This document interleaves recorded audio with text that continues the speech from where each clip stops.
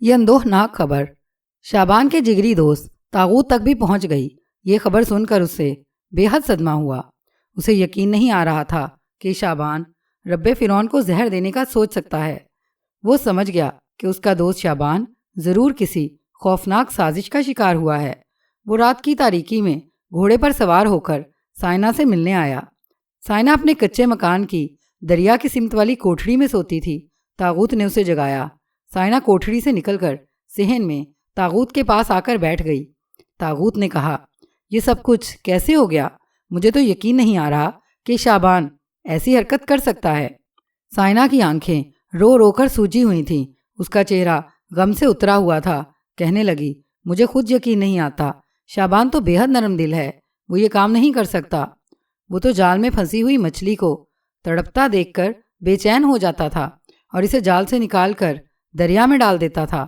طاغوت بولا، یہی تو میں سوچ رہا ہوں، ضرور اسے کسی سازش میں قربانی کا بکرا بنایا گیا ہے۔ سائنا نے کہا، مگر اب کیا فائدہ؟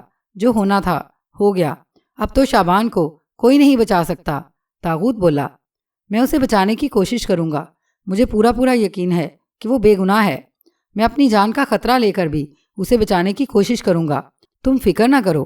سائنا نے آزردگی سے کہا، دیوتا تمہاری مدد کریں، لیکن مجھے شعبان کی زندگی کی کوئی امید نہیں ہے۔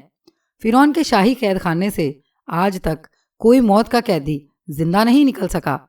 طاغوت بولا، تمہیں کوئی امید نہیں ہوگی، لیکن میں مایوس نہیں ہوں۔ میں اپنے دوست کو اس طرح مرنے نہیں دوں گا۔ پھر کچھ سوچ کر بولا، شاہی محل کی ایک کنیز لائکا کو تم جانتی ہو؟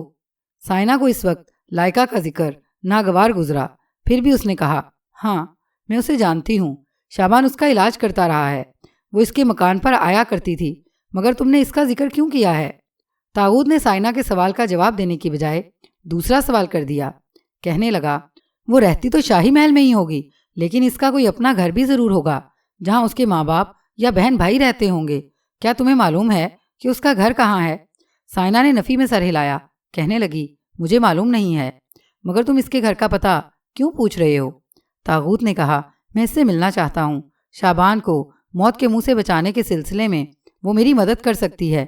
میں شاہی محل میں جا کر تو اس سے نہیں مل سکتا، اس کے گھر پر ہی اس سے ملاقات کر سکتا ہوں، اور وہ کسی نہ کسی وقت اپنے عزیزوں سے ملنے گھر ضرور جاتی ہوگی۔ کیا تم اس کے گھر کا سراغ لگا سکتی ہو؟ جب سائنا کو یہ احساس ہوا کہ شعبان کو بچانے کے سلسلے میں کنیز لائکا کے گھر کا پتہ معلوم کرنا ضروری ہے، تو وہ فوراً بولی، میں لائکا کے مکان کا پتہ کر لوں گی، مجھے 2-1 دن کی مہلت دو۔ طاغوت بولا، ٹھیک ہے، میں 3 دن کے بعد اسی وقت تمہارے پاس آؤں گا۔ اس دوران تم کوشش کر کے لائکا کے مکان کا پتہ معلوم کر رکھنا۔ میں پوری کوشش کروں گی، سائنا نے یقین کے ساتھ کہا۔ اس کے بعد طاغوت چلا گیا۔ کنیز لائکا شاہی محل کی کنیز تھی۔ اس کا ٹھکانہ معلوم کرنے میں سائنا کو زیادہ دقت نہ اٹھانی پڑی۔ وہ اگلے ہی روز اس کے مکان پر پہنچ گئی۔ اتفاق سے لائکا اپنے ماں باپ سے ملنے اسی روز گھر آئی تھی۔ دونوں ایک دوسرے سے اچھی طرح واقف تھیں۔ لائکا یہ بھی جانتی تھی طاغوت شعبان کا جگری دوست ہے۔ جب سائنا نے اسے بتایا کہ 3 دن بعد طاغوت شعبان کے بارے میں ضروری بات کرنے اس کے گھر آ رہا ہے، تو لائکا فوراً تیار ہو گئی۔ کہنے لگی، میں 2 دن بعد ہی تمہارے گھر آ جاؤں گی اور تیسری رات تمہارے گھر پر ہی بسر کروں گی۔ طاغوت سے ملاقات بھی ہو جائے گی۔ سائنا نے شعبان کے بارے میں پوچھا تو وہ بولی، شعبان کو اس کے دشمنوں نے اپنے جال میں پھنسایا ہے، وہ یہ کام نہیں کر سکتا۔ کیا تم قید خانے میں اس سے ملی ہو؟ سائنا نے پوچھا۔ لائکا کہنے لگی، اسے کوئی نہیں مل سکتا۔ جس قید خانے میں وہ بند ہے، وہاں سوائے پہرے داروں کے دوسرا کوئی داخل ہونے کی جرت نہیں کر سکتا۔ سائنا کے دل پر چوٹ سی لگی۔ ٹھنڈا سانس بھر کر بولی، یہ سب کچھ طاغوت کو بتا دینا، ہو سکتا ہے وہ کوئی راستہ نکال لے۔ سائنا لائکا کو تیسرے دن آنے کی تاکید کر کے چلی گئی۔ تیسرے دن وعدے کے مطابق لائکا دن ڈھلتے ہی سائنا کے مکان پر آ گئی۔ وہ چھپ کر آئی تھی اور سائنا کے مکان کی 4 دیواری میں ہی رہی۔ رات کو طاغوت آ گیا۔ سائنا کے مکان کے پچھواڑے چھوٹا سا صحن تھا۔ وہاں کھجور کے 3 درخت ساتھ ساتھ کھڑے تھے۔ طاغوت، سائنا اور لائکا ان درختوں کی اوٹ میں بیٹھ کر باتیں کرنے لگے۔ لائکا نے طاغوت کو بھی یہی بتایا کہ شعبان جس جگہ قید ہے وہاں کوئی نہیں جا سکتا۔ طاغوت اس کی باتیں بڑی توجہ سے سنتا رہا۔ پھر اس نے پوچھا، کیا تم بتا سکتی ہو یہ قید خانہ محل کے کس گوشے میں ہے اور اس کے آس پاس کون کون سی عمارت ہے؟ لائکا نے کہا، یہ قید خانہ زمین دوز ہے اور شاہی محلات کے جنوبی کونے میں ہے۔ اس کی ایک دیوار فصیلے شہر کے ساتھ ملی ہوئی ہے، باقی کی 3 دیواریں شاہی فوج کی اسلحہ خانے کی طرف ہیں۔ قید خانے کا دروازہ اسلحہ خانے کی طرف ہے، وہاں ہر وقت فوج کا پہرا لگا رہتا ہے۔ طاغوت نے پوچھا، قید خانے کی جو دیوار شہر کی فصیل کے ساتھ لگی ہے، کیا فصیل کا یہ حصہ بھی جنوب کی طرف ہے؟ ہاں، لائکا نے جواب دیا، وہاں فصیل کے اوپر ایک ہوادان بنا ہوا ہے جہاں سے نیچے زمین دوز تہ خانوں میں تازہ ہوا جاتی ہے۔ بجلی کی چمک کی طرح ایک خیال طاغوت کے دماغ میں لہرا گیا۔ اس نے لائکا سے پوچھا، کیا یہ ہوادان نیچے شابان کے تہ خانے میں جا کر کھلتا ہے؟ لائکا بولی، یہ مجھے معلوم نہیں ہے۔ طاغوت کو مزید کچھ پوچھنے کی ضرورت نہیں تھی۔ جس مقصد کے لیے اس نے لائکا کو بلایا تھا، اس کا وہ مقصد حل ہو گیا تھا۔ اس نے لائکا سے کہا، اس ملاقات کا ذکر کسی سے مت کرنا۔ لائکا بولی، کسی سے ذکر کرنے کا سوال ہی پیدا نہیں ہوتا۔ طاغوت نے سائنا سے مخاطب ہو کر کہا، میں جاتا ہوں، اگر مجھے ضرورت محسوس ہوئی تو کل یا پرسوں رات میں کسی وقت آؤں گا۔ طاغوت سائنا کے مکان کے پچھلے دروازے سے نکل کر گھوڑے پر سوار ہوا اور رات کی تاریکی میں اپنے خفیہ ٹھکانے کی جانب روانہ ہو گیا۔ دوسرے دن طاغوت نے گڈریے کا بھیس بدلا اور 2-4 بکریاں ساتھ لیے انہیں چراتا ہوا شاہی محل کی جنوبی فصیل کے آس پاس منڈلانے لگا۔ وہ فصیل سے دور رہ کر اس کا گہری نظروں سے جائزہ لے رہا تھا۔ ایک جگہ اسے فصیل کے اوپر چھوٹے سے چبوترے پر ہوادان باہر کو نکلا ہوا دکھائی دیا۔ قدیم مصر میں زمیندوز قید خانوں تک تازہ ہوا پہنچانے کے لیے اس قسم کے ہوادان بنا دیے جاتے تھے۔ فصیل سے کچھ فاصلے پر کھجور کا ایک درخت نیچے کو جھکا ہوا تھا۔ طاغوت بکریاں لے کر درخت کے نیچے ایسے بیٹھ گیا جیسے سستا رہا ہو۔ بکریاں اس کے پاس ہی سوکھی جھاڑیوں میں منہ مارنے لگیں۔ طاغوت کی عقابی آنکھیں فصیل کی دیوار کے اوپر باہر کو نکلے ہوئے ہوادان اور فصیل کی دیوار پر لگی ہوئی تھی۔ شاہی فوج کے 2 گھڑ سوار تیزی سے گھوڑے دوڑاتے فصیل کے قریب سے گزر کر آگے نکل گئے۔ جب گھڑ سوار فصیل کی دوسری طرف مڑ گئے تو وہ اپنی جگہ سے اٹھا اور بکریوں کو ساتھ لگائے ادھر ادھر سے پھرتا پھراتا فصیل کی دیوار کے اس مقام تک آ گیا جہاں دیوار کے اوپر ہوادان نصب تھا۔ ایک بکری کو جان بوجھ کر اس نے فصیل کی طرف بھگا دیا، پھر خود بھی لاٹھی ہاتھ میں لیے اس کو پکڑنے کے لیے پیچھے دوڑ پڑا۔ اس بہانے اس نے فصیل کی دیوار کا نیچے سے اوپر تک بڑی گہری نظر سے جائزہ لیا اور بکری کو پکڑ کر اسے گھسیٹتا ہوا اور اسے برا بھلا کہتا ہوا دوسری بکریوں کے پاس آ گیا جو بڑے مزے سے سوکھی گھاس پر منہ مار رہی تھیں۔ وہ بکریوں کو ہانکتا ہوا جس طرف سے آیا تھا اسی طرف کو چل دیا۔ لاٹھی کندھے سے لگائے گڈریے کے بھیس میں بکریوں کو ہانکتے ہوئے وہ ریت کے میدان میں سے گزر کر سنگلاخ میدان میں آ گیا جہاں زمین سے اندر چھوٹی بڑی بھورے رنگ کی نوکیلی چٹانیں باہر نکلی ہوئی تھیں۔ یہ میدان جہاں ختم ہوتا تھا وہاں بنجر سنگلاخ ٹیلے تھے۔ ان ٹیلوں میں سے ایک ٹیلے کے عقب میں طاغوت کے 2 ساتھی اس کا انتظار کر رہے تھے۔ وہاں پہنچتے ہی طاغوت نے بکریوں کو بھگا دیا۔ اس کے ساتھیوں نے تلواریں اپنے اپنے نیاموں میں ڈال لیں اور طاغوت کے قریب آئے۔ ان میں سے ایک نے پوچھا، کوئی سراغ ملا سردار؟ طاغوت نے سر ہلا کر آہستہ سے کہا، واپس چلو۔ گھوڑوں پر سوار ہوتے ہی انہوں نے گھوڑوں کی ایڑ لگائی اور انہیں سرپٹ دوڑاتے اپنی خفیہ کمین گاہ کی طرف روانہ ہو گئے۔ خفیہ کمین گاہ پر پہنچنے کے بعد طاغوت دیر تک اپنے خاص ڈاکو ساتھیوں سے مشاورت کرتا رہا۔ طاغوت کا خاص ڈاکو ساتھی جس کو وہ جانباز کے لقب سے بلاتا تھا کہنے لگا، ہمیں انتظار میں وقت ضائع نہیں کرنا چاہیے، ہم آج رات کو نکل پڑتے ہیں۔ طاغوت نے اپنے دوسرے ساتھیوں سے مشورہ کیا۔ سب نے جانباز کی تجویز کی حمایت کی۔ کافی سوچ بچار کے بعد طاغوت نے اسی رات اپنی مہم پر نکل پڑنے کا فیصلہ کر لیا۔ ایک ڈاکو ساتھی کہنے لگا، سردار، اس بات کا کیسے یقین کیا جا سکتا ہے کہ فصیل کی دیوار پر لگے ہوئے ہوادار کا نچلا دھانا شابان کے تہ خانے میں ہی کھلتا ہے؟ طاغوت بولا، اس کا ہمیں کوئی بھی یقین نہیں دلا سکتا، لیکن اتنا ضرور ہے کہ ہوادان کا دھانا اگر شابان کے تہ خانے میں نہیں تو کسی نہ کسی زمیندوز راہداری میں ضرور کھلتا ہوگا، اور وہاں پہرے دار محافظ بھی ہوں گے، ان سے مقابلہ بھی ہو سکتا ہے، لیکن ہمیں انہیں بڑی عجلت سے قتل کرنا ہوگا، وہاں ہمارے پاس زیادہ وقت نہیں ہوگا۔ ایک ڈاکو بولا، تم اس کی فکر نہ کرو سردار، قید خانے کے سپاہی لڑنا بھول چکے ہیں، ہم جاتے ہی ان کی گردنیں اڑا دیں گے۔ لیکن طاغوت کے چہرے پر فکر و تردد کے آثار نمایاں تھے۔ وہ جانتا تھا کہ جس کام کو اس کے ساتھی آسان سمجھ رہے ہیں وہ اتنا آسان نہیں ہے۔ قید خانے کی زمین دوز راہداریوں میں اترنے کے بعد وہ چاروں طرف سے شاہی فوج کے حصار میں ہوں گے۔ ذرا سی غفلت اور غلط اٹھا ہوا قدم ان سبھی کو موت کی نیند سلا دے گا۔ طاغوت کو اپنی جان کی پرواہ نہیں تھی۔ وہ شروع دن ہی سے ایک نڈر اور دلیر آدمی واقع ہوا تھا۔ وہ صرف اپنے جگری دوست شعبان کی جان بچانے کی خاطر اپنی جان کی بازی لگا رہا تھا، لیکن اب سوچنے کا وقت نہیں تھا۔ اسے جو کچھ کرنا تھا اسی رات کو کر گزرنا تھا۔ اس کا یہ فیصلہ اٹل تھا، اور یہ طاغوت کی روایت رہی تھی کہ جو فیصلہ ایک بار کر لیتا پھر چاہے کچھ ہو جائے اس سے پیچھے نہیں ہٹتا تھا۔ اپنے 25-30 بہادر ڈاکو ساتھیوں کو لے کر وہ آدھی رات کے وقت اپنی خفیہ کمینگاہ سے نکل کھڑا ہوا۔ سب کے سب ڈاکو تیر کمان، تیز دھار خنجروں اور تلواروں سے لیس تھے۔ موٹا رسا جس پر ہر 5 گز کے بعد گرہیں لگی تھیں گچھا بنا کر خالی گھوڑے پر رکھ دیا گیا تھا۔ یہ رستہ اتنا لمبا تھا کہ آسانی سے فسیلے شہر کے اوپر تک پہنچ سکتا تھا۔ ان میں سے ایک بھی ڈاکو ایسا نہ تھا جس نے 100-150 انسانوں کو قتل نہ کیا ہو۔ وحشی خونیوں کا یہ مختصر سا لشکر طاغوت کی سرکردگی میں رات کے اندھیرے میں دیوانہ وار گھوڑے دوڑاتا صحرا کے ریت کے ٹیلوں اور سنگلاخ پہاڑی چٹانوں کے درمیان سے ہو کر فسیلے شہر کی جنوب کی جانب بڑھتا چلا جا رہا تھا۔ طاغوت جائے واردات کا دن کے وقت ہی معائنہ کر چکا تھا۔ فصیل سے کچھ پیچھے ایک بہت بڑی سیاہ چٹان کے پاس آ کر یہ لشکر گھوڑوں سے اتر پڑا۔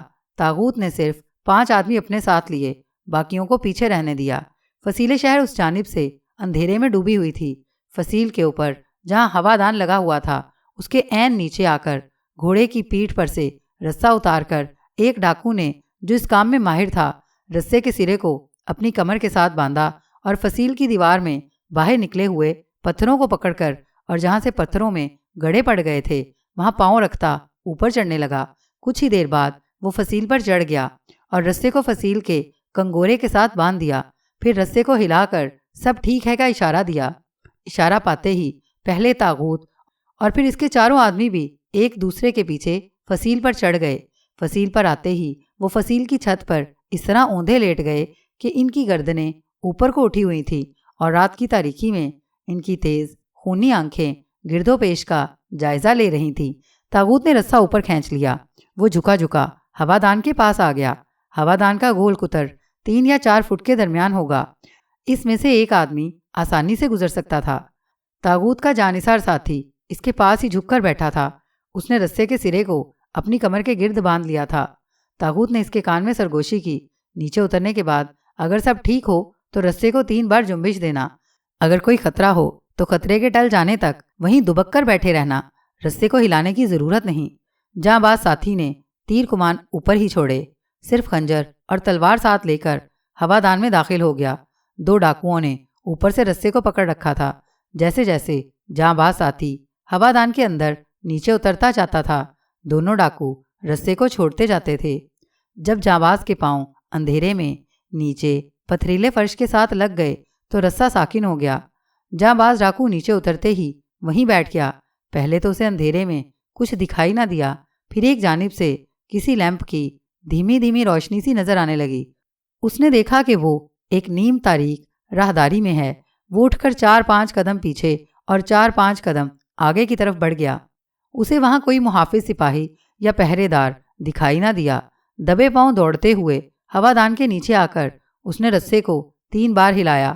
جیسے ہی رسے میں 3 بار جنبش ہوئی، طاغوت اور اس کے پیچھے اس کے چاروں ساتھی ہوادان کے تاریک کنویں میں اترنے لگے۔ ان کا 5واں ساتھی پہلے سے نیچے موجود تھا۔ نیچے آتے ہی وہ سب کے سب جس طرف اندھیرا تھا اس طرف دیوار کے ساتھ لگ کر کھڑے ہو گئے اور دائیں بائیں گھورنے لگے۔ طاغوت نے جاں باز سے سرگوشی کی، تم میرے ساتھ آؤ۔ طاغوت نے باقی ڈاکوؤں کو وہیں چھپے رہنے کا اشارہ کیا۔ ان سب نے تلواریں ہاتھوں میں لے رکھی تھیں۔ راہداری چند قدم آگے جا کر ایک طرف مڑ جاتی تھی۔ وہ مڑنے لگے تو جلدی سے پیچھے ہٹ کر دیوار کے ساتھ لگ گئے۔ ایک محافظ تلوار لگائے چلا آ رہا تھا۔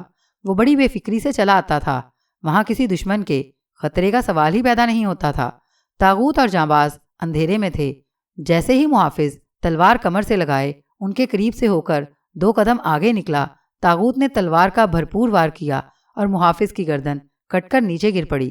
طاغوت اور جاں باز اس جانب بڑھے جس طرف سے محافظ سپاہی آیا تھا۔ وہاں پتھر کی دیوار میں ایک جگہ سے مدھم روشنی نکل رہی تھی۔ ایک دوسرے کے پیچھے کھسکتے ہوئے وہ آگے پہنچے تو دیکھا کہ ایک تنگ زینہ نیچے جاتا ہے۔ زینے کے اختتام پر دیوار کے ساتھ ایک مشعل روشن تھی۔ طاغوت نے جانباز کو اشارہ کیا کہ پیچھے جا کر باقی آدمیوں کو بھی بلا لائے۔ جانباز تیزی سے پیچھے گیا اور اپنے چاروں آدمیوں کو لے آیا۔ طاغوت نے اشاروں میں انہیں سمجھایا کہ میں اور جانباز نیچے جائیں گے، وہ چاروں زینے کے اوپر تلواریں نکال کر چھپ جائیں اور کوئی بھی ادھر سے گزرے یا نیچے آنے لگے تو اسے وہیں پکڑ لے اور تہے تیغ کر دیں۔ اس کے بعد طاغوت جانباز کے ساتھ زینہ اترنے لگا۔ آخری زینے پر انہیں دو آدمیوں کے باتیں کرنے اور ایک آدمی کے ہلکا سا کہکہا لگانے کی آواز سنائی دی۔ زینہ جہاں ختم ہوتا تھا وہاں کوئی دروازہ نہیں تھا۔ آگے ایک اور تنگ راہداری تھی۔ انسانی آوازیں راہداری کے دائیں جانب سے آئی تھیں۔ طاغوت نے جانباز کو 2 قدم پیچھے رہنے کا اشارہ کیا اور خود تھوڑا سا آگے بڑھ کر دیکھا کہ 2 محافظ سپاہی چھوٹی رومن تلواریں کمر کے ساتھ لگائے لکڑی کے سٹولوں پر بیٹھے باتیں کر رہے ہیں۔ طاغوت جلدی سے پیچھے ہٹ آیا۔ اس نے جانباز کو اشارہ کیا کہ زینے کے اندر ہو جائے۔ اس کے بعد طاغوت نے ہاتھ میں تھامی ہوئی تلوار کی نوک کو دوبارہ پتھریلے فرش پر اس طرح رگڑا کہ اس کی آواز پیدا ہوئی۔ محافظ سپاہیوں نے آواز سن کر زینے کی طرف دیکھا، پھر ان میں سے ایک سپاہی اٹھا اور زینے کی طرف بڑھا۔ جیسے ہی وہ زینے کے سامنے آیا، طاغوت نے اپنا طاقتور لمبا بازو بڑھا کر اسے گردن سے دبوچ کر اندر کھینچ لیا اور تلوار اس کے پیٹ سے آر پار کر دی۔ سپاہی کے حلق سے کربناک چیخ کی آواز نکلی تو طاغوت اور جانباز تلواریں سونت کر راہداری میں نکل آئے۔ سامنے سے دوسرا سپاہی اپنے ساتھی کی مدد کو تلوار اٹھائے دوڑتا ہوا آ رہا تھا۔ وہ اکیلا طاغوت اور جانباز کا کیا مقابلہ کر سکتا تھا؟ دونوں اس پر ٹوٹ پڑے۔ محافظ سپاہی نے 2-3 وار اپنی تلوار پر لیے۔ اس کے فوراً بعد جانباز اور طاغوت کی تلواروں نے اس کے 3 ٹکڑے کر دیے۔ تلواریں ٹکرانے کی آوازیں سن کر زینے کے اوپر سے باقی ڈاکو بھی زینہ پھلانگتے ہوئے نیچے آ گئے۔ طاغوت راہداری میں دوڑ کر اس جگہ آ گیا جہاں لکڑی کے سٹولوں پر تھوڑی دیر پہلے دونوں محافظ بیٹھے تھے۔ جانباز اس کے ساتھ تھا۔ باقی چاروں ڈاکو راہداری کی دیوار کے ساتھ چوکس ہو کر لگے تھے۔ طاغوت نے دیکھا کہ لوہے کی موٹی سلاخوں کا دروازہ ہے جس کے پیچھے ایک تنگ کوٹری میں دیوار کے طاق میں چراغ روشن ہے۔ طاق کے نیچے زمین سے 2-3 فٹ اونچے پتھر کے چبوترے پر ایک آدمی دیوار کی طرف منہ کیے لیٹا ہے۔ طاغوت نے آہستہ سے شعبان کا نام لے کر آواز دی۔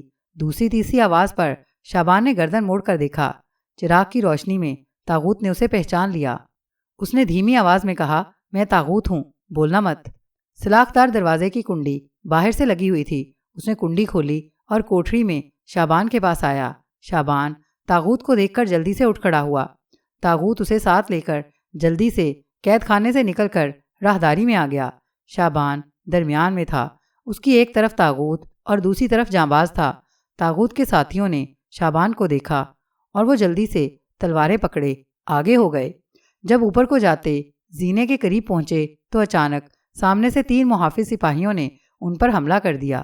خون ریز لڑائی شروع ہو گئی، مگر بہت جلد فرعون کی سپاہ کے آرام طلب عیش پسند سپاہی پیچھے ہٹنا شروع ہو گئے، لیکن طاغوت اور اس کے ساتھیوں نے انہیں وہیں ڈھیر کر دیا اور وہ زینے سے ہو کر اوپر والی منزل کی غلام گردش میں آ گئے۔ وہاں طاغوت کے ساتھی پہلے سے ہوادان کے نیچے تلواریں لیے کھڑے ان کا انتظار کر رہے تھے۔ سب سے پہلے شعبان کو رسے کے ذریعے ہوادان کے اندر چڑھایا گیا۔ جب شعبان ہوادان میں سے فصیل کی چھت پر آیا تو اس کے بعد ایک ایک کر کے 5 ڈاکو اور طاغوت بھی اوپر آ گئے۔ کمند ہوادان میں سے باہر نکال لی گئی اور اسے فصیل کی دیوار پر نیچے لٹکا دیا گیا، جس کے ذریعے شعبان، طاغوت اور اس کے 5 ساتھی فصیل سے اتر کر رات کے اندھیرے میں سنگلاخ چٹانوں کی طرف دوڑ پڑے۔ وہاں طاغوت کے باقی آدمی کمانوں پر تیر چڑھائے چٹان کی اوٹ میں بیٹھے تھے۔ انہوں نے اپنے آدمیوں کو آتے دیکھا تو خالی گھوڑے لے کر ان کی طرف بڑھے۔ تھوڑی ہی دیر بعد یہ لشکر شعبان کو ساتھ لیے اپنے سردار طاغوت کی رہنمائی میں اپنے خفیہ ٹھکانے کی طرف سرپٹ گھوڑے دوڑائے چلا جا رہا تھا۔ طاغوت اپنے دوست شعبان کو فرعون کے قید خانے سے نکال کر لے آیا تھا، جو اس کی بہت بڑی کامیابی تھی، جس پر وہ بہت خوش تھا۔ شعبان کے فرار کی خبر نے سپہ سالار، کاہن اعظم اور شاہی طبیب پر ایک لمحے کے لیے سکتہ طاری کر دیا۔ سپہ سالار اشمون نے اسی لمحے دارالحکومت کے تمام دروازوں کو بند کر دیا۔ فرعون ہوتب کی سلطنت طول و عرض تک پھیلی ہوئی تھی۔ سپہ سالار کے حکم سے سلطنت کی سرحدوں پر فوجی دستے پھیلا کر ان کی ناکہ بندی کر دی گئی۔ شاہی قید خانے کے جو محافظ بچ گئے تھے انہیں فوراً قتل کروا کر ان کے سر شہر کے دروازوں پر لٹکا دیے گئے۔ شاہی طبیب، زوناش اور کاہن ہامون سخت پریشان تھے۔ انہیں ڈر تھا کہ کہیں شعبان اچانک ملکہ مصر کے روبرو پیش ہو کر ان کی سازش کا بھانڈا نہ پھوڑ دے۔ سپہ سالار نے انہیں سمجھایا کہ ان کی خونی سازش کو بے نقاب کرنے کے لیے شعبان کے پاس نہ کوئی گواہ ہے اور نہ کوئی دوسرا ثبوت ہے۔ اگر وہ آ گیا تو اسے فوراً گرفتار کر کے اس کی گردن اڑا دی جائے گی۔ لیکن کاہن اعظم ہامون زیادہ فکر مند تھا۔ کہنے لگا، اگرچہ ہم نے اپنی طرف سے کوئی ثبوت نہیں چھوڑا، پھر بھی شعبان کے زندہ رہنے سے موت کی تلوار ہمارے سر پر لٹکتی رہے گی۔ وہ جہاں بھی ہو اس کو ہلاک کرنا ضروری ہے۔ سپہ سالار اشمون بولا، میں نے شہر کے دروازوں کو بند کروا دیا ہے۔ کوئی بلی بھی تلاشی دیے بغیر شہر میں داخل یا شہر سے باہر نہیں نکل سکتی۔ سلطنت کی سرحدوں پر اپنی سپاہ کو پھیلا دیا ہے۔ شہر کے اندر اور شہر کے باہر گاؤں اور دیہات کی آبادیوں میں گھر گھر تلاشی کا سلسلہ شروع کر دیا گیا ہے۔ شعبان آج نہیں تو کل تک ضرور پکڑا جائے گا۔ راتوں رات وہ سلطنت کی سرحدوں تک نہیں پہنچ سکتا۔ اس نے کسی بھی جگہ سے سرحد پار کرنے کی کوشش کی تو میری فوج کے جانباز اسے وہیں دبوچ لیں گے۔ ملکہ فرعون نے اسی لمحے سپہ سالار کو طلب کر لیا اور شعبان کے فرار کے سلسلے میں باز پرس کی رب فرعون کا قاتل اتنی دیدہ دلیری کے ساتھ شاہی قید خانے سے فرار ہو جائے، یہ ہم سب کے لیے ڈوب مرنے کا مقام ہے۔ سپہ سالار بولا، ملکہ عالیہ، جن محافظوں کی غفلت سے ایسا ہوا ہے ان کو موت کے گھاٹ اتار دیا گیا ہے۔ مفرور قاتل کے پیچھے فوج کے دستے دوڑا دیے گئے ہیں۔ دیوتا آمون ہماری مدد کرے گا۔ قاتل شعبان سرحد پار کرنے سے پہلے ہی پکڑ لیا جائے گا۔ دوسری طرف شعبان شاہی قید خانے سے فرار ہونے کے بعد طاغوت کے خفیہ ٹھکانے میں ہی روپوش تھا۔ دوسرے دن شام کے وقت اس نے طاغوت سے کہا، دوست، اگر میں ملک کے اندر رہا تو ایک نہ ایک دن پکڑا جا سکتا ہوں۔ میں چاہتا ہوں کہ مصر کی سرحد پار کر کے ملک بابل کی طرف نکل جاؤں۔ طاغوت کہنے لگا، تمہیں اپنے سے الگ کرنے کو میرا جی گوارا نہیں کرتا، لیکن تم بھی ٹھیک کہتے ہو۔ تم کوئی معمولی قیدی نہیں ہو، تم پر فرعون مصر کے قتل کا الزام ہے۔ ملکہ فرعون کے حکم سے شاہی فوج کی آدھی نفری کو تمہاری تلاش میں لگا دیا گیا ہوگا۔ شعبان بولا، یہی سوچ کر میں نے ملک بابل کی طرف نکل جانے کا سوچا ہے۔ ملکہ بابل کے ساتھ مصر کی دشمنی چل رہی ہے، وہاں مجھے پناہ مل جائے گی۔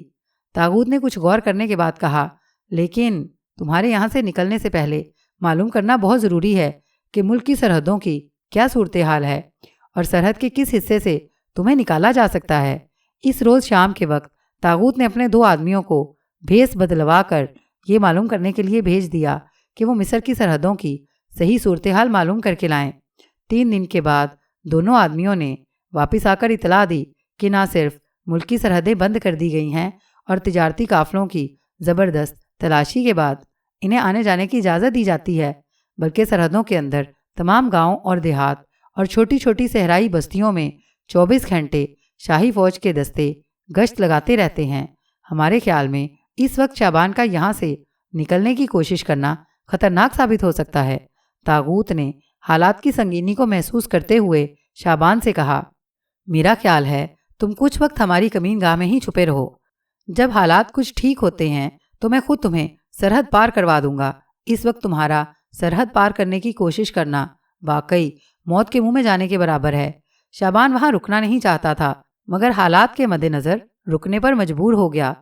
طاغوت نے عقل مندی سے کام لیتے ہوئے اپنی خفیہ کمین گاہ کو بدل کر پہاڑیوں کے اندر ہی وہاں سے 7 کوس شمال کی طرف لے گیا۔ یہ جگہ اونچی اونچی سنگلاخ چٹانوں کے درمیان گھری ہوئی تھی اور یہاں صرف طاغوت اور اس کے ساتھی ہی پہنچ سکتے تھے۔ ادھر باپ کے مرنے کے بعد نوجوان ولی عہد ہوتب آمون تخت شاہی پر فرعون بن کر بیٹھنے کو بےتاب تھا۔ اسے تخت و تاج کا لالچ نہیں تھا، نہ اسے محض اقتدار حاصل کرنے کی ہوس تھی۔ ہوتب آمون، جو بعد میں فرعون اخناتون کے نام سے مشہور ہوا، ایک روشن خیال اور اس زمانے کے مطابق توحید پرست نظریات رکھتا تھا۔ اسے شروع ہی سے بت پرستی سے نفرت تھی اور اس کا یہ عقیدہ اس کے دل و دماغ پر چھا چکا تھا کہ سورج ہی کرۂ ارض پر زندگی کا خالق ہے اور اسی کی گرمی اور روشنی سے زندگی نمو پاتی ہے۔ اس کے عقیدے کے مطابق سورج ہی زندگی کی ابتدا اور انتہا تھی، لیکن اس نے اپنے ان خیالات کا کسی کے آگے کبھی اظہار نہیں کیا تھا۔ وہ جانتا تھا کہ مصر کی حکومت مختلف دیوی دیوتاؤں کی پوجا کی بنیادوں پر قائم ہے۔ اگر ان بنیادوں کو ہلایا گیا تو ساری عمارت دھڑام سے نیچے آن گرے گی۔ اپنے عقیدے کو بروئے کار لانے کے لیے بڑے تحمل اور صبر کی ضرورت تھی۔ اس کی پہلی سیڑھی مصر کے تخت پر قبضہ کرنا تھا۔ ہوتپ آمون فرعون کا اکلوتا بیٹا تھا اور طے شدہ ولی عہد تھا۔ اس کے باوجود ہوتپ آمون کو ڈر تھا کہ سپہ سالار کے گٹھ جوڑ سے کاہن اعظم ہامون بھی فرعون بن کر تخت پر بیٹھ سکتا ہے، لیکن حقیقت اس کے برعکس تھی۔ چونکہ ہوتپ آمون نے اس وقت تک اپنے توحید پرستانہ خیالات کا اظہار کبھی کسی کے آگے نہیں کیا تھا اور ان انقلابی خیالات کو اپنے سینے میں چھپا کر رکھا ہوا تھا، اس لیے کاہن اعظم ہامون کو اس سے کسی قسم کا خطرہ نہیں تھا۔ وہ جانتا تھا کہ ولی عہد ہوتپ آمون اور درویش صفت خاموش طبع بھولا بھالا نوجوان شہزادہ ہے۔ وہ بڑا اچھا کٹ پتلی فرعون ثابت ہوگا اور کاہن اعظم جو چاہے اس سے کروا لیا کرے گا۔ اس لیے جب ملکہ فرعون نے اعلان کیا کہ اس کے شوہر کے سوگ کے دن ختم ہونے کے فوراً بعد ولی عہد ہوتپ آمون بحیثیت فرعون تخت نشین ہوگا، تو سب سے پہلے کاہن ہامون نے ولی عہد کو جا کر مبارکباد دی اور ہیکل اعظم میں اس کی درازی صحت کے لیے خاص رسومات ادا کی گئیں۔ فرعون ہوتپ کو مرے اور شعبان کو شاہی قید خانے سے فرار ہو کر طاغوت کی نئی کمینگاہ میں روپوش ہوئے 3 ہفتے گزر چکے تھے۔ ولی عہد ہوتپ آمون کی تخت نشینی کے شاہی اعلان کے فوراً بعد فرعون ہوتپ کی لاش حنوط کرنے کے واسطے شاہی حنوط گھر پہنچا دی گئی۔ اس شاہی حنوط گھر میں صرف فرائنہ مصر اور شہزادوں اور شہزادیوں کے مردہ مجسموں کو حنوط کیا جاتا تھا۔ یہاں اس بات کی وضاحت ضروری ہے کہ آخر قدیم مصریوں کے دل میں لاشوں کو حنوط کرنے کے بعد سالہ سال تک محفوظ رکھنے کا خیال کیسے پیدا ہوا؟ قدیم مصریوں کا یہ عقیدہ تھا کہ ہر انسان کا ایک ہمزاد ہوتا ہے جو انسان کے مرنے کے بعد بھی زندہ رہتا ہے اور اسے کھانے پینے اور دوسری ضروریات زندگی کی ضرورت اسی طرح رہتی ہے جس طرح زندہ انسان کو ضرورت ہوتی ہے۔ انسان کے اس ہمزاد کو وہ کا کہتے تھے۔ ان کا عقیدہ تھا کہ اگر کا کو انسان کے مرنے کے بعد کھانا وغیرہ نہ ملے تو وہ بھی مر جاتا ہے اور انسان مرنے کے بعد ابدی زندگی کے حصول سے محروم ہو جاتا ہے۔ اگر کا انسان کے مرنے کے بعد زندہ رہے گا، اس کا جسم اچھی حالت میں رہے گا تو وہ ہمیشہ زندہ رہے گا اور یوں مرنے والے کو اپنی موت کے بعد اپنے ہمزاد کے ذریعے ابدی زندگی حاصل ہو جائے گی۔ چنانچہ قدیم مصری موت کے بعد اگلی دنیا کی زندگی کو بڑی اہمیت دیتے تھے۔ ان کا عقیدہ تھا کہ مردے کی آخرت اور ابدی زندگی کا دار و مدار اس بات پر ہے کہ اس کا جسم ہر طرح سے مکمل حالت میں ہو۔ چنانچہ قدیم مصریوں نے لاشوں کو حنوط کرنے کا طریقہ ایجاد کیا اور اس ایجاد میں انہوں نے وہ کمال حاصل کیا کہ جو موجودہ سائنسی دور تک کسی قوم کو نصیب نہ ہو سکا۔ حنوط کرنے کے بعد مردے کے تابوت کے ساتھ مرنے والے کے لیے کھانے پینے کا سامان، اس کے استعمال کی چیزیں، مثلاً نئے کپڑوں کے جوڑے، جوتے، کنگھی، سر کے بال مونڈنے کے لیے استرے، پانی کے مٹکے، غرض کے استعمال کی ہر وہ شے جس کی انسان کو زندگی میں ضرورت پڑتی ہے رکھ دی جاتی۔ بادشاہوں کے تابوت احرام کے نیچے کشادہ تہہ خانوں میں دفن کیے جاتے اور ان تہہ خانوں میں بادشاہ کی خلت فاخرہ کے علاوہ اس کی سواری کی بگھی جس کے پہیے سونے کے ہوتے تھے اور اس کے خاص خدمت گار غلام اور پسندیدہ کنیزیں بھی اس کے ساتھ ہی زندہ دفن کر دی جاتی تاکہ وہ فرعون کی اگلی زندگی میں اس کی خدمت کر سکیں۔ چنانچہ 1796 میں مصر پر حملے کے وقت نپولین کے ساتھ آئے ہوئے ماہر آثار قدیمہ شمپولین نے جب مصر کے پہلے احرام کی کھدائی کی تو اس کو فرعون کے تابوت کے آس پاس شاہی ساز و سامان اور شہد اور باداموں سے بھرے ہوئے مٹکوں کے علاوہ ریت پر انسانی ہڈیوں کے پنجر بھی ملے جو ان بد نصیب غلاموں اور کنیزوں کے انسانی ڈھانچے تھے جنہیں فرعون کی لاش کے ساتھ مقبرے میں زندہ دفن کر دیا گیا تھا اور جو دم گھٹنے سے ایڑیاں رگڑ رگڑ کر مر گئے تھے۔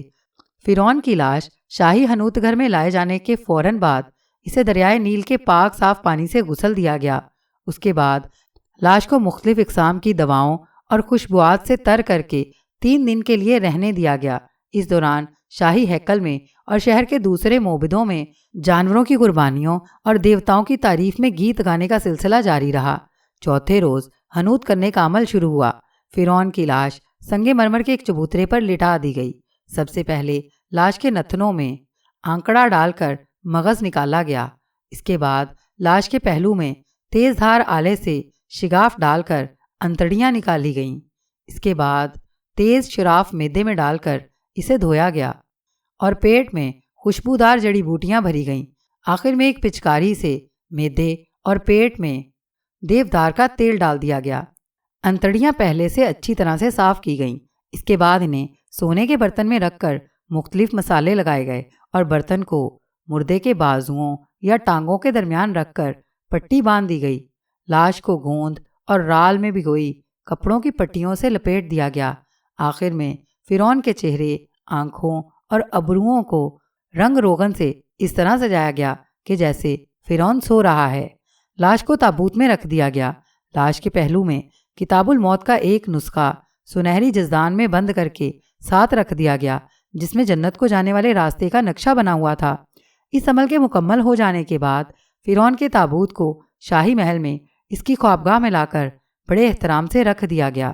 تابوت کے ڈھکنے کے اوپر فرعون کے چہرے کا سونے کا ایک بڑا مجسمہ جڑا ہوا تھا تاکہ فرعون کا آخری دیدار کیا جا سکے۔ ان کے عقیدے کے مطابق فرعون کی ممی کے تابوت کو 15 یوم تک شاہی محل میں ہی رہنا تھا۔ اسی اثناء میں احرام میں تدفین کی ابتدائی تیاریوں کا عمل بھی جاری تھا۔ احرام کے اندر جس تہہ خانے یا مقبرے میں فرعون کے تابوت کو دفن کرنا تھا وہ کافی گہرائی میں بنایا گیا تھا اور اس تک پہنچنے کے لیے کئی پرپیچ راستوں اور غاروں میں سے گزرنا پڑتا تھا۔ مقبرے کی چاروں اندرونی دیواروں پر شاہی مصوروں نے بڑی بڑی رنگین تصویریں بنائی تھیں، جن میں فرعون کی زندگی کے مناظر کے علاوہ فرعون کو دیوتا آمون کے ساتھ ابدی جنت میں داخل ہوتے دکھایا گیا تھا۔ درمیان میں سنگ مرمر کا چبوترا بنا ہوا تھا جس پر ممی کے تابوت کو رکھا جانا تھا۔ مقبرے میں فرعون کے استعمال کی تمام چیزیں پہلے سے رکھ دی گئی تھیں۔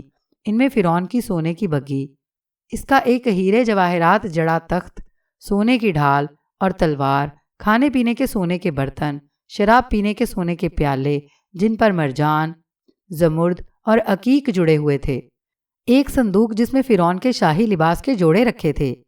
ایک طرف دیوار کے ساتھ 4 مٹکے لگے تھے، ان میں شہد، زیتون کا تیل، غلہ اور بادام بھرے ہوئے تھے۔ فرعون کی ممی کے تابوت کو سوگ کے 15 دن گزر جانے کے بعد احرام میں لا کر دفن کیا جانا تھا۔ اس دوران فرعون کی پسندیدہ کنیزوں اور غلاموں کا انتخاب کیا جانے لگا۔ ان کنیزوں اور غلاموں کو فرعون کی لاش کے ساتھ ہی احرام میں زندہ دفن ہونا تھا۔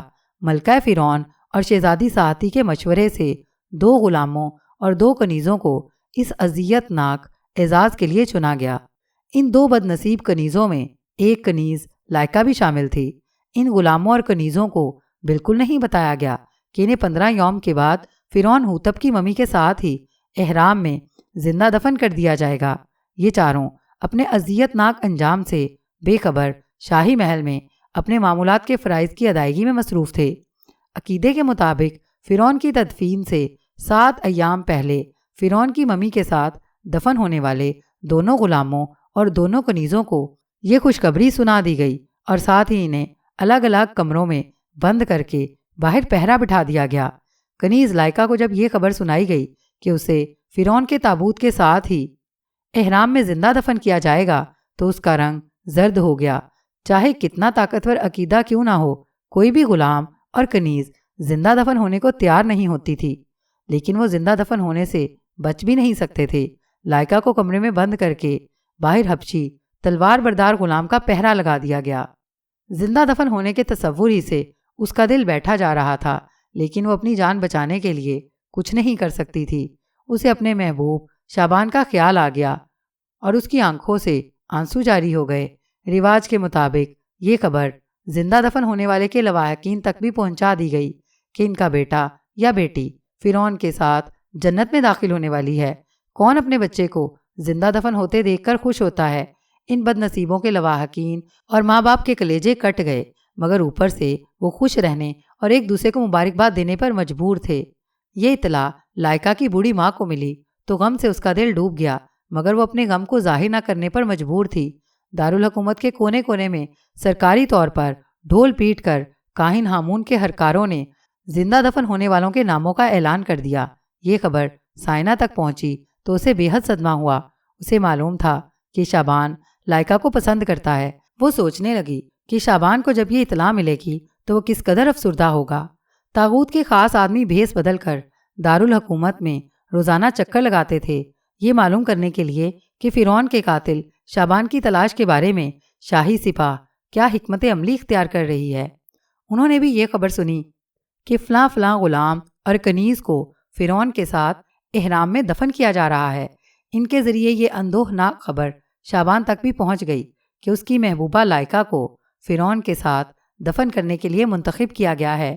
ایک لمحے کے لیے وہ سکتے میں آ گیا، پھر فوراً اس نے اپنے آپ کو سنبھالا اور طاغوت سے کہا، میں لائکا کو احرام میں زندہ دفن ہونے نہیں دوں گا۔ طاغوت بولا، تم کیا کر سکتے ہو؟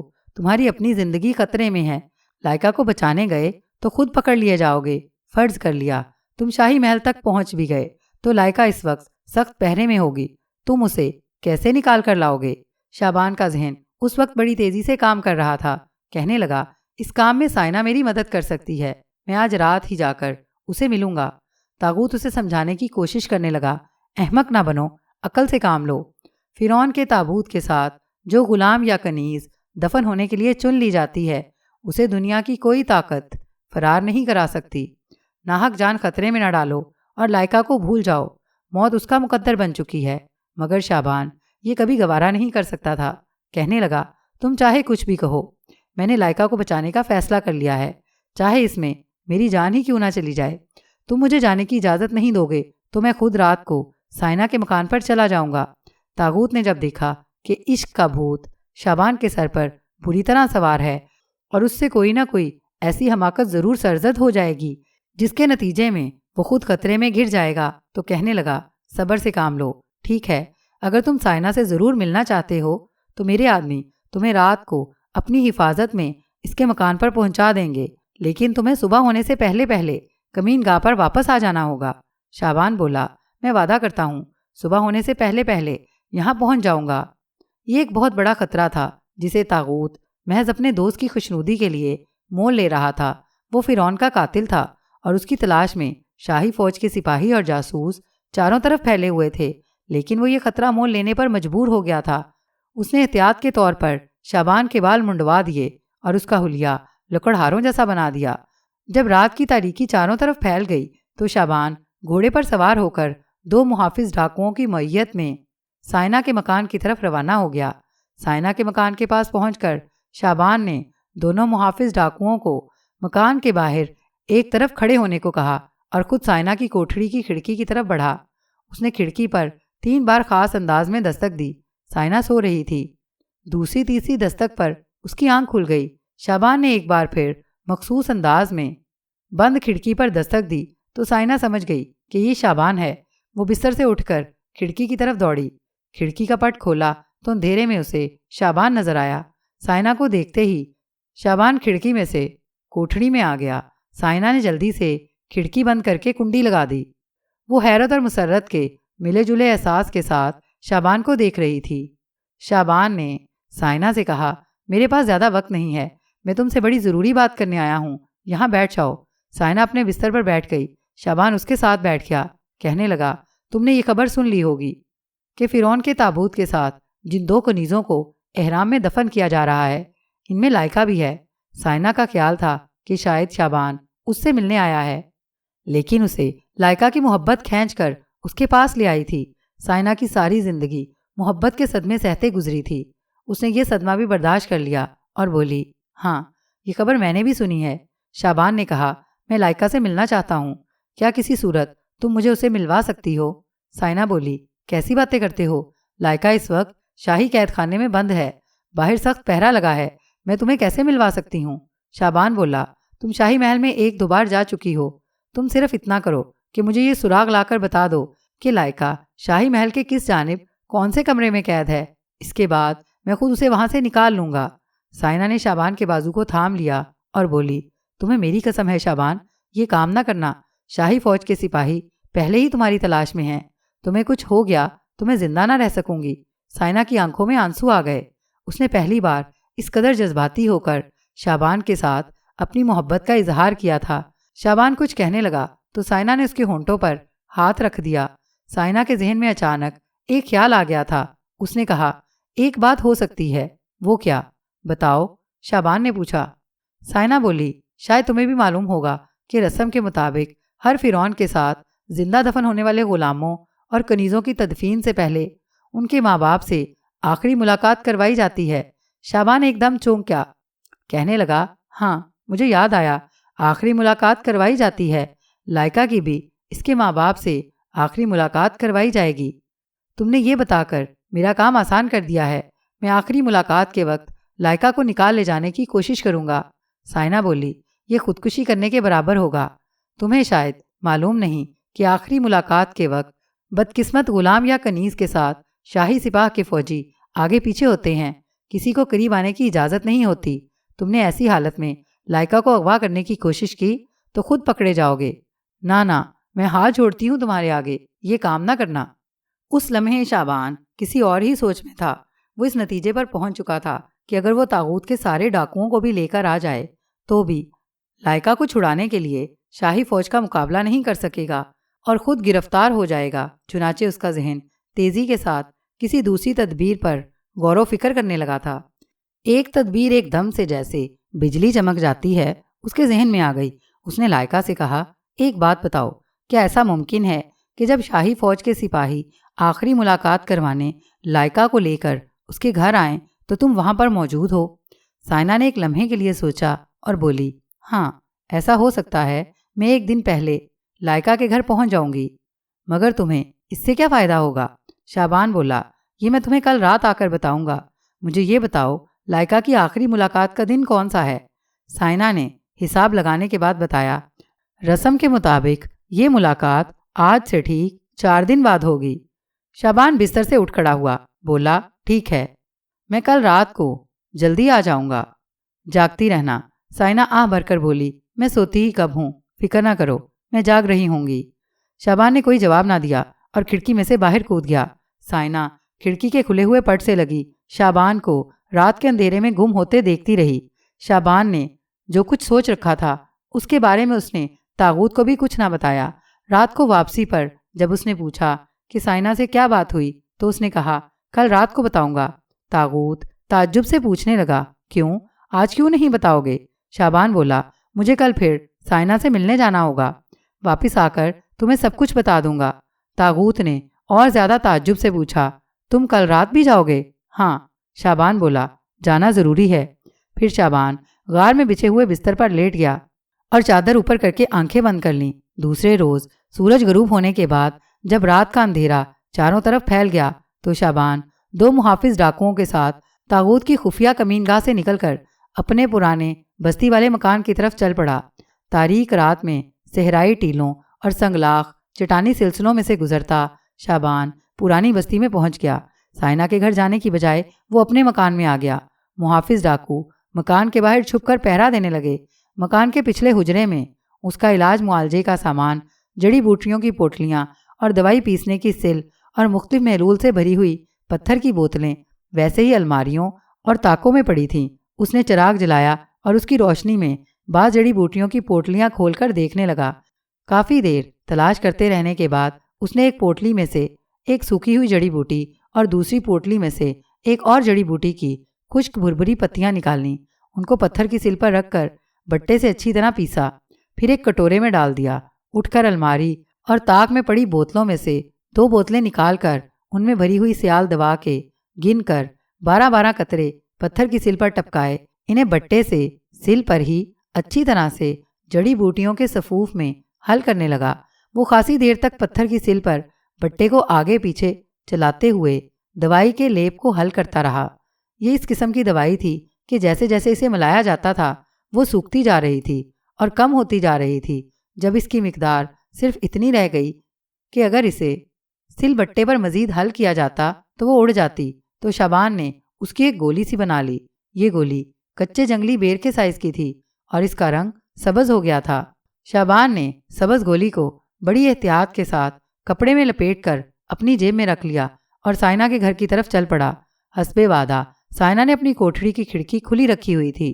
شابان نے اندر جھانک کر دیکھا، حجرے میں اندھیرا تھا۔ اس نے آہستہ سے سائنا کو آواز دی۔ سائنا جاگ رہی تھی، صرف اس نے آنکھیں بند کر رکھی تھیں۔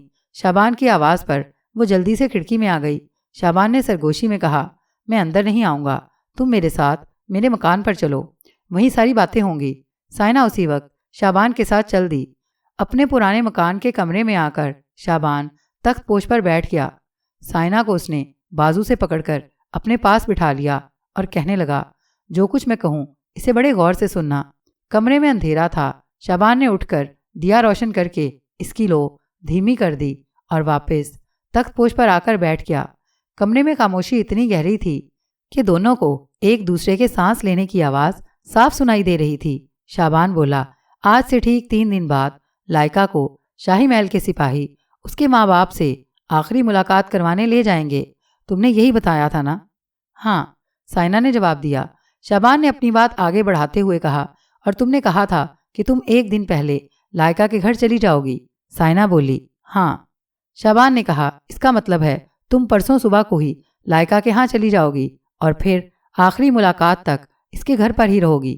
ہاں۔ سائنا بولی، مگر تم پہیلیاں کیوں بجھوا رہے ہو؟ صاف بات کیوں نہیں کرتے؟ تم کیا کہنا چاہتے ہو؟ شابان نے جیب میں سے دوائی کی گولی والی چھوٹی سی پوٹلی نکال کر سائنا کو دکھائی اور کہنے لگا، اس پوٹلی میں ایک خاص دوا کی گولی ہے، میں تمہیں دکھاتا ہوں۔ اس نے کپڑے میں لپٹی ہوئی سبز رنگ کی چھوٹی گولی نکال کر سائنا کو دکھائی اور کہنے لگا، جب لائکا آخری ملاقات کے لیے اپنے گھر آئے تو تمہیں یہ گولی اسے دینی ہوگی۔ سائنا بڑے غور سے شابان کی ہتھیلی پر رکھی ہوئی سبز رنگ کی گولی کو دیکھ رہی تھی۔ اس نے پوچھا، اس سے کیا ہوگا؟ شابان نے گولی کو دوبارہ کپڑے میں لپیٹ کر اس کی پوٹلی سی بنائی اور بولا، اگر میں تمہیں بتا دوں کہ یہ گولی کیا جادو کا اثر دکھائے گی تو تمہیں یقین نہیں آئے گا۔ سائنا ہلکی سی مسکراہٹ کے ساتھ بولی، کیا اس کے کھانے سے لائکا غائب ہو جائے گی؟ شابان نے کہا، غائب ہونے سے بھی بڑھ کر کرامت ظاہر ہوگی۔ لائکا کو گولی دے کر تم اسے تاکید کرو گی کہ اسے اپنے پاس چھپا کر رکھ لے، اور جب اسے زندہ دفن کر کے احرام میں لے جایا جائے گا تو دوسروں کی نظروں سے بچا کر یہ گولی منہ میں ڈال کر نگل جائے۔ یہ گولی اسے اس وقت منہ میں ڈال کر نگلنی ہوگی جب شاہی محل کے خدام اپنی دوسری کنیز اور 2 غلاموں کے ساتھ فرعون کے مقبرے میں تنہا چھوڑ کر مقبرے کی دیوار کو بند کر کے چلے جائیں۔ گولی کھانے کے 1 گھنٹے بعد لائکا پر آہستہ آہستہ غشی طاری ہونے لگے گی۔ اس کے بعد وہ بے ہوش ہو جائے گی۔